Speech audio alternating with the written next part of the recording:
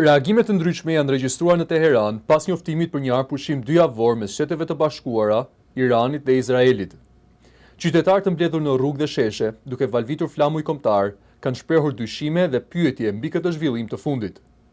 Disa prej tyre kanë deklaruar se SBA ka treguar edhe më parë se përdor negociatat për të ndërmarrë veprime ushtarake, duke vënë në dyshim qëllimin e arpushimit. Të tjerë janë shprehur se nuk e kuptojnë arsyeën e pranimit të marrëveshjes, duke sugjeruar se ajo mund të shërbejë për të fituar kohë në favor të Izraelit.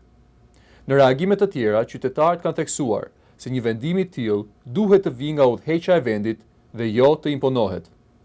Gjithashtu janë ngritur pyetje mbi situatën në ngushticën e Hormuzit, duke përmendur se ajo ishte e mbyllur dhe më pas rihapur.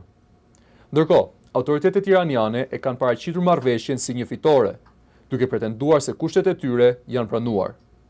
Nga ana tjetër, Shtëpia e Bardhë ka deklaruar se Irani ka rënë dakord për rihapjen e ngushticës së Hormuzit dhe se negociatat do të vazhdojnë.